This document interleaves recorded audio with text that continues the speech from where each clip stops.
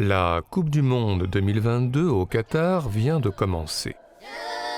Alors certes, l'événement soulève quelques polémiques importantes, et nous la suivrons cette année avec sans doute un peu moins d'entrain, mais enfin, tout cela nous a quand même donné envie de revenir sur cette thématique prolifique réunissant nos deux passions, le foot et le cinéma. Parce que du foot au cinéma, il y en a. Hier dans Football des Frères Lumière, ou aujourd'hui dans La Surface de Réparation, en prise de vue réelle dans Le Miracle de Berne, ou en animation dans Croman, au masculin dans Les Seigneurs, ou au féminin dans Joue-la comme Beckham, en accéléré dans Shaolin Soccer, ou au ralenti, ou presque, dans Microbe et Gasoil,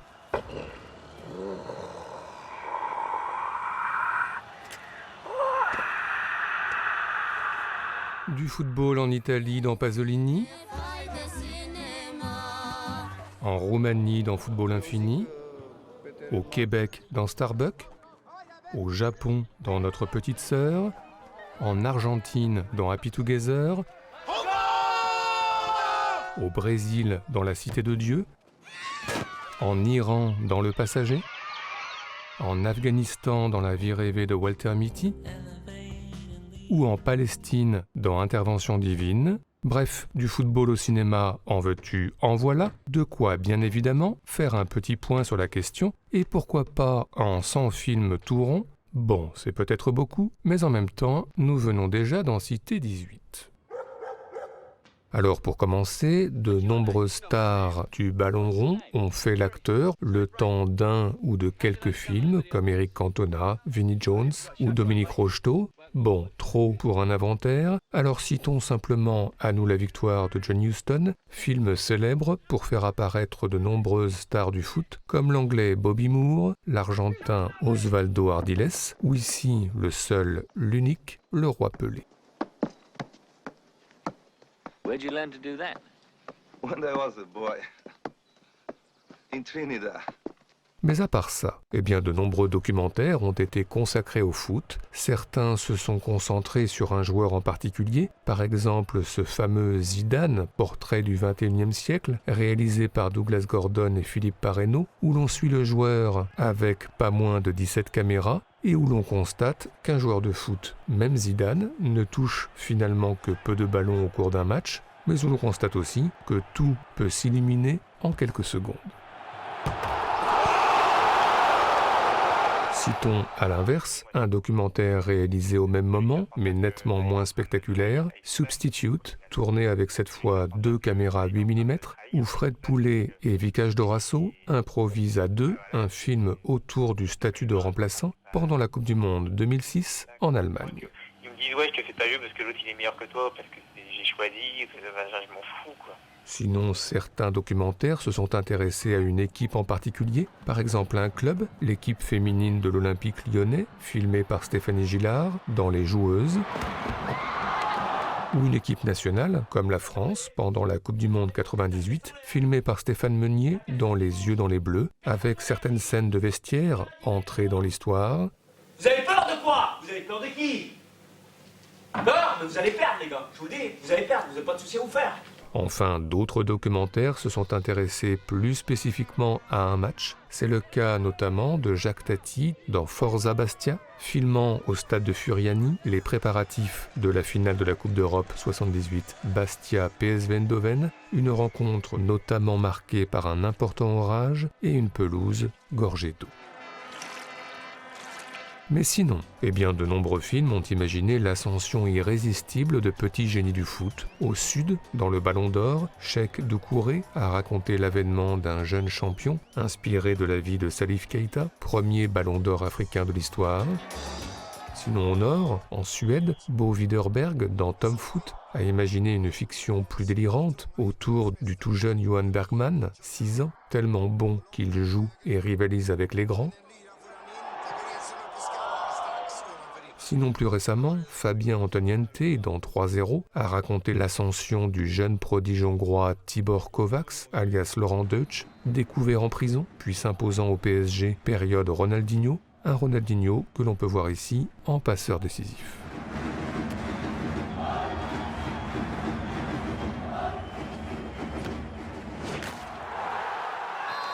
Des films parfois, souvent conçus comme des contes de fées, mais qui contiennent aussi leur lot d'échecs et d'humiliations. Par exemple dans Goal, avec ce jeune joueur mexicain qui rejoint Newcastle et qui a bien du mal à s'adapter à la rudesse du championnat anglais. Et puis des destins de footballeurs qui en passent aussi par les moments de doute, les galères, les petits boulots, comme pour le jeune Mitri dans Comme un lion de Samuel Collardet, venu du Sénégal pour devenir peut-être un jour une star du ballon rond. Mais encore, le cinéma s'est parfois intéressé à des postes précis, et notamment celui de gardien de but, dans l'angoisse du gardien de but au moment du penalty de Wim Wenders, adapté de Peter Handke, un goal visiblement fatigué, usé et qui va bientôt errer dans la nuit en pleine crise existentielle. Sinon, dans un tout autre registre, citons Darry Cole en gardien de but nettement plus délirant dans Le Triporteur de Jacques Pinotto. À part ça, le cinéma a évoqué d'autres métiers liés au foot, recruteur avec Benoît Poulvorde dans Les Rayures du Zèbre, écumant les stades de Côte d'Ivoire à la recherche de la perle rare. C'était du tout petit football. Du tout petit football. Mais aussi le métier d'agent de joueur que pratique Jean-Pierre Bacry dans Didier d'Alain Chabat sous les yeux de l'entraîneur Zinedine Soualem. Va chercher. Ce qui nous fait penser que de nombreux acteurs ont joué des entraîneurs, comme Eddie Mitchell dans Les Petits Princes ou Will Ferrell dans Match en famille, mais aussi ici, dans The Damned United, Michael Sheen, qui interprète Brian Clough, devenu entraîneur de Leeds United en 1974, mais qui ne restera que 44 jours sur le banc en raison de conflits permanents avec ses joueurs. Well, I might as well tell you now. You lot may all be internationals and have won all the domestic honours there are to win under Don Revie. But as far as I'm concerned, the first thing you can do for me is to chuck all your medals and all your caps and all your pots and all your pans into the biggest fucking dustbin you can find.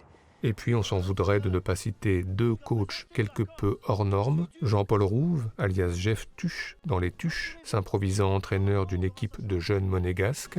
Avec Jeff Tuche, personne ne reste sur la Tuche. Mais aussi aux États-Unis, Dwayne Johnson, dans Fast and Furious 8, coach surmotivant ses troupes façon match de rugby. Mais encore, c'est connu, le foot est un sport qui peut rassembler et réconcilier. C'est le sens, par exemple, à la fin des Apprentis de Pierre Salvadori, de cette partie de foot au parc avec des enfants qui permet de ressouder les liens distendus entre François Cluzet et Guillaume Depardieu. Et c'est aussi le sens, à la fin d'Entre les murs de Laurent Cantet, de cette partie de foot œcuménique entre professeurs et élèves, un peu comme dans Le Cercle des poètes disparus, avec ce moment de complicité entre élèves et professeurs sur l'hymne à la joie de Beethoven. Mais à l'inverse, des parties de foot au cinéma peuvent être plus tendues, par exemple dans Vincent, François, Paul et les autres, où les petites querelles entre amis n'annoncent rien de bon. Regarde-moi ces deux cons. Passe la balle. Et puis parfois le foot exclu, comme Le gamin au vélo des frères Dardenne, La solitude du jeune Cyril, ou dans Tomboy de Céline Sciamma. Tu joues pas? Non, j'aime bien regarder. Moi aussi. Enfin, j'ai pas le choix. Ils veulent pas que je joue et ils disent que je suis nulle. Et puis, dans le Invictus de Clint Eastwood, le sport comme signe d'exclusion sociale en Afrique du Sud, avec une différence de couleur de peau saisissante en fonction du sport pratiqué, le rugby plutôt aisé d'un côté et le football plus modeste de l'autre. Bon, nous en sommes à 45 films cités. Alors poursuivons avec non plus ceux qui pratiquent le football, mais plutôt ceux qui le suivent, et par exemple à la radio, comme Jean-Claude Brialy dans Une femme est une femme, intéressé ou presque par un match du Real Madrid. Attention, il shoot. Oh, Mais aussi dans Le mariage de Maria Braun, de Rainer Werner Fassbinder, la finale de la Coupe du Monde 54 entre l'Allemagne et la Hongrie, qui rythme la fin du film. Mais sinon, c'est aussi, et plus souvent, à la télévision que l'on suit le foot. En tous les cas, Jacques Villeray, fan d'Auxerre, dans Le dîner de cons. Ou Javier Bardem et Liberto Rabal, dans En chair et en os, qui s'enthousiasment pour l'Atlético Madrid et pour le joueur José Luis Caminero. À part ça, dans The Van de Stephen Frears, les joies des retransmissions télé au pub pour Colm Meaney et ses copains fans de l'équipe nationale d'Irlande. Une scène au pub qui nous fait penser à Pain et chocolat, avec Nino Manfredi, immigré italien, ne trouvant pas de travail en Suisse et cherchant du coup à cacher son italianité et se fondre dans la population locale. Mais bon, lors de la retransmission télé d'un Italie-Allemagne, chasser le naturel et il revient au galop.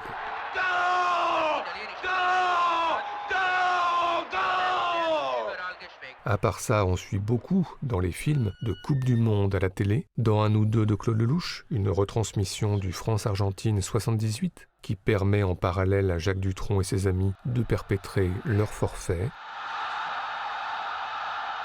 Sinon, la Coupe du Monde 90, en Italie, a été beaucoup suivie à la télévision, notamment dans Goodbye Lénine, la demi-finale Allemagne-Angleterre.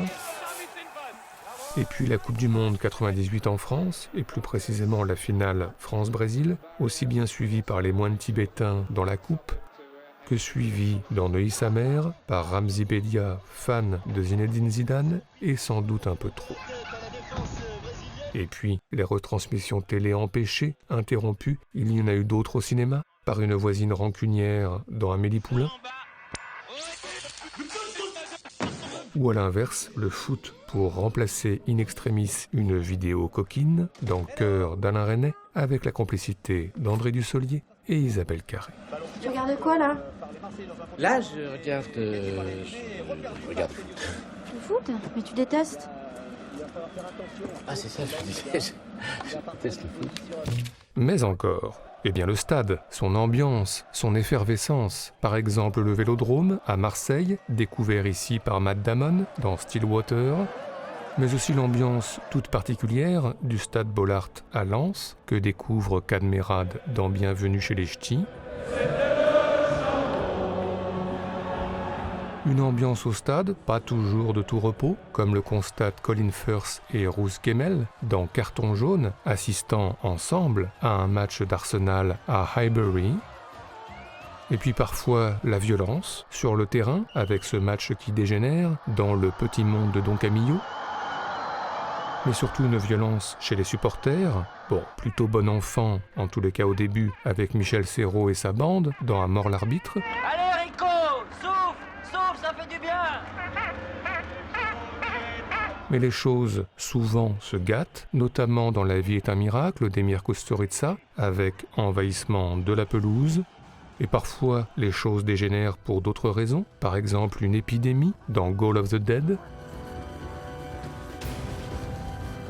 Et puis il y a le phénomène hooligan, plutôt bien documenté au cinéma, avec ici dans le 51e État, un Robert Carlyle en supporter de Liverpool provocateur, se rendant dans un pub de Manchester.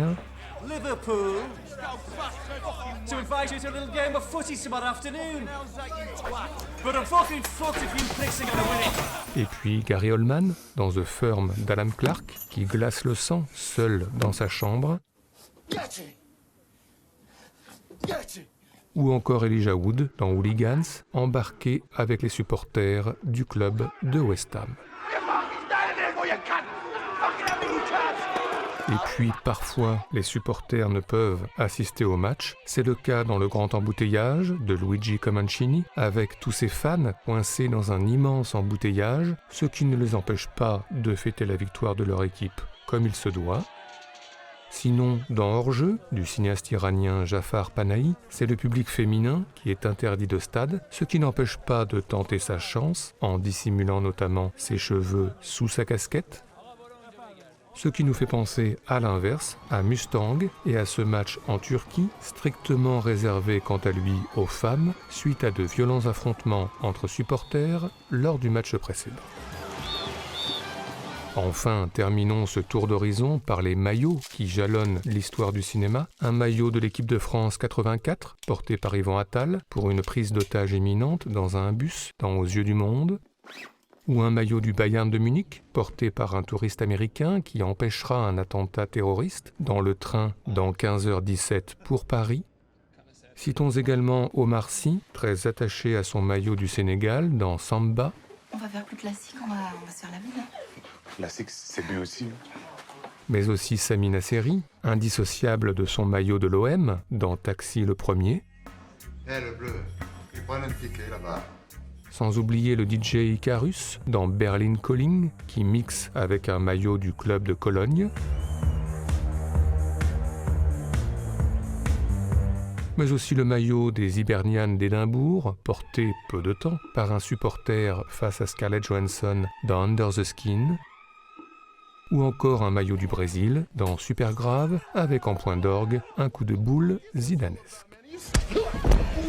Bref, si on ajoute le baby-foot de Génération Rebelle et le Subutéo de carton jaune, si on ajoute le joueur qui se mêle à une pièce de théâtre dans Je suis un autarcique, et le joueur qui s'incruste dans les souvenirs du narrateur, dans Providence. Christ, it's the bloody footballer, the dreaded younger Woodford. Sans oublier le foot à l'église, dans La mauvaise éducation, et le foot à l'église aussi, dans La messe est finie. Et puis les enfants dans Les diaboliques, qui envoient le ballon là où il ne faut pas. Et Pierre Richard dans Le jouet, qui envoie lui aussi le ballon là où il ne faut pas. Attention!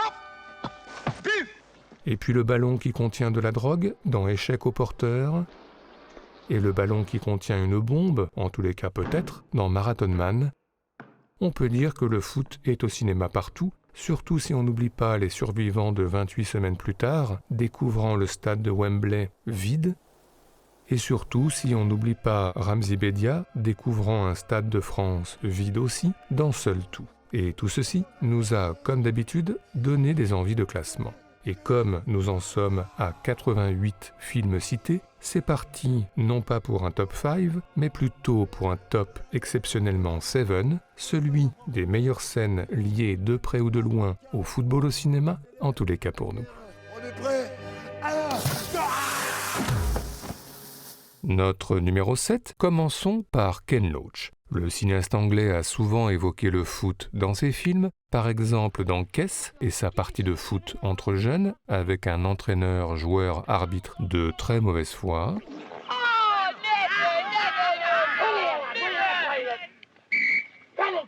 Il y a eu aussi dans My Name is Joe, Peter Mullan, en entraîneur amateur pour des parties de foot là aussi animées.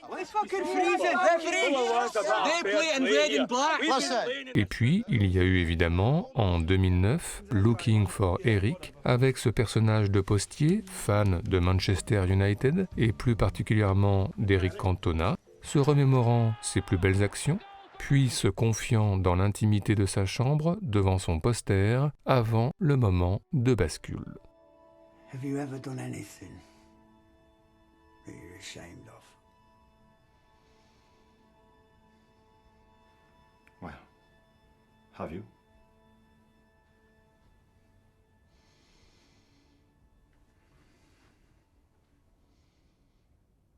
Fucking hell. What the fuck?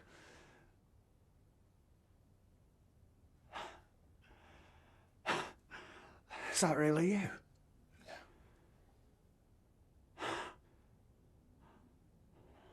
Say something in French then. Et je suis... Eric Cantona. Fucking hell, it is you. What the fuck, man? Wait till the fucking lads hear about this. They still fucking love you. Notre numéro 6, restons en Angleterre avec The Full Monty de Peter Cataneo. Les apprentis danseurs emmenés par Robert Carlyle ne parviennent pas à danser en rythme et les consignes de Tom Wilkinson n'y font rien jusqu'au moment où l'on trouve la bonne métaphore. 1, 2, 3. No, no, no. Jesus Christ. All I want to do is get you in a straight bloody line. What do I have to do? Well, it's the Arsenal offside trap, isn't it? You what? The Arsenal offside trap. Lomper here is Tony Adams, right? Any bugger looks like scoring. We all step forward in a line and wave our arms around like a fairy. Oh, well, that's easy. Okay. Nathan. And 1, 2, 3, 4, go! Perfect. Perfect. Well, you should have said. Notre numéro 5, le football est souvent décrit comme un sport homophobe et de fait, on trouve peu de coming out dans les films ayant trait au foot. Il y a tout de même Mario de Marcel Gisler, dans lequel les joueurs Mario et Léon développent une relation complice sur le terrain qui va se concrétiser dans l'intimité de leur chambre. Hey! Hey, turn off!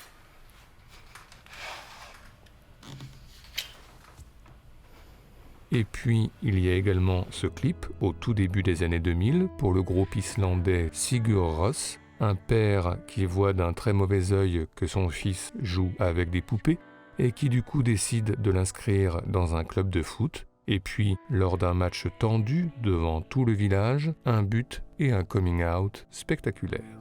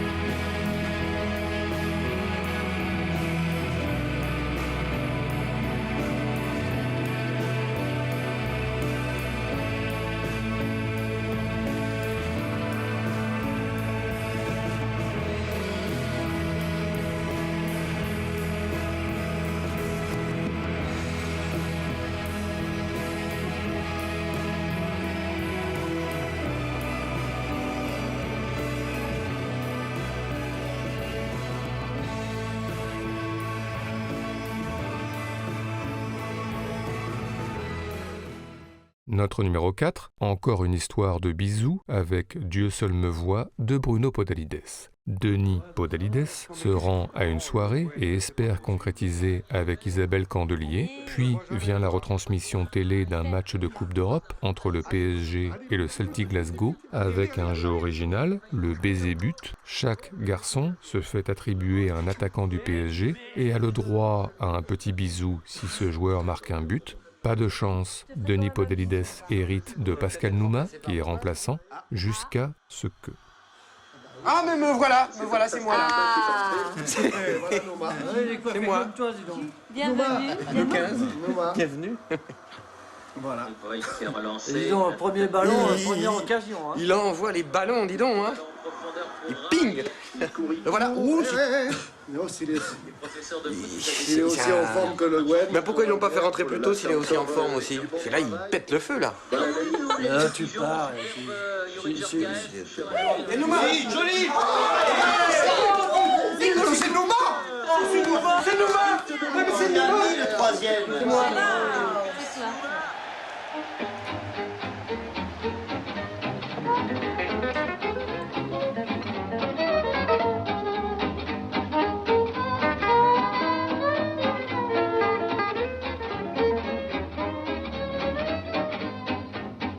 Notre numéro 3, nous n'avons pas encore cité Diego Maradona dans ce sujet, alors réparons l'anomalie, car le cinéma a parfois évoqué le génie argentin, un fan qui porte son maillot dans El Camino de San Diego de Carlos Sorin, mais aussi le Youth de Paolo Sorrentino, avec une apparition impressionnante sous les traits du comédien Rolly Serrano.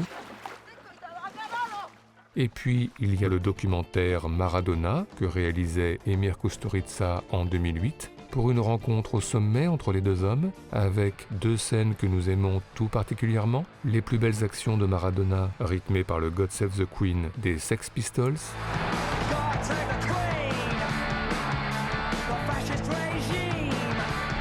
et enfin la rencontre dans la rue avec le chanteur Manu Chao, où l'on jurerait bien que sur la fin, quelques larmes coulent derrière les lunettes noires de Diego Maradona. Si yo fuera Maradona, nunca me equivocaría. Si yo fuera Maradona, perdido en cualquier lugar. La vida es una tómbola, de noche y de día. La vida es una tómbola, y arriba, La vida es una tómbola, de noche y de día. La vida es una tómbola, y arriba y arriba. Si yo fuera Maradona, viviría como él. 1000 cohetes, 1000 amigos, lo que venga 1000%. Si yo fuera Maradona, saldría a Mondiovisión para gritarles a la FIFA que ellos son el gran ladrón. La vida es una tómbola, de noche y de día. La vida es una tómbola, y arriba y arriba. La vida es una tómbola, de noche y de día. La vida es una tómbola, y arriba y arriba. Toda tuya, nene, suéltala, toma.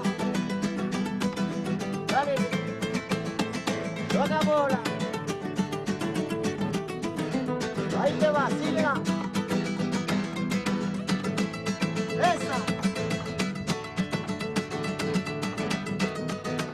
Si yo fuera Maradona, viviría como él, porque el mundo es una bola que se viva a flor de piel. Si yo fuera Maradona y un partido que gana, si yo fuera Maradona y una mano en el altar. La vida es una tómbola, de noche y de día. La vida es una tómbola, y arriba, remátala, vamos ahí, esa, que llegó el maestro.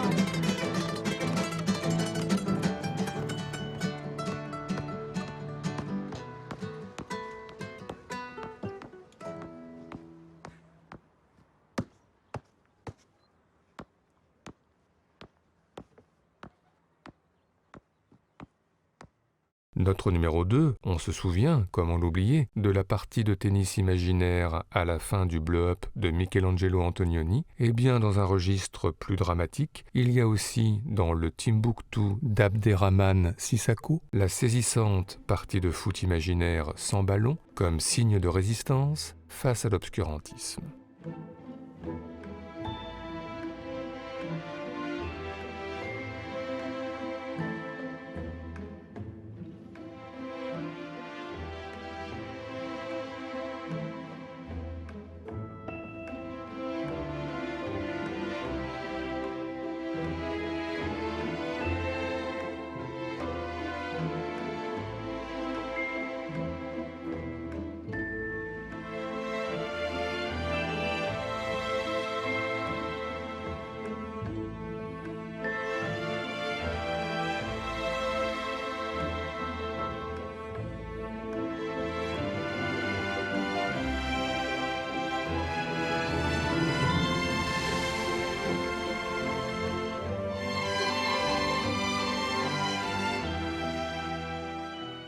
Enfin, notre numéro 1, nous tenions à terminer ce top 5 sur une note plus légère, alors coup de tête de Jean-Jacques Hano, évidemment. Le saillant maillot chaillotine d'Auxerre que portent Patrick Devers et ses copains, la partie de foot acharnée que se livrent les deux équipes, et puis la mi-temps avec son lot de scènes cultes, les soutiens envahissants du club, propriétaire de magasins de la ville, qui promettent monts et merveilles aux joueurs en cas de victoire. Le premier qui marque, hein. Repas gratuit pendant 1 mois au pénalty, hein, c'est d'accord? Et puis Jean Bouise, en président généreux, ou presque. L'autre moitié si on gagne. Seulement si l'on gagne. Et enfin l'hymne de l'AS Trinquant, composé, rappelons-le, par Pierre Bachelet. Et on se demande bien pourquoi la FIFA ne l'a pas choisi comme hymne officiel de la Coupe du Monde. La victoire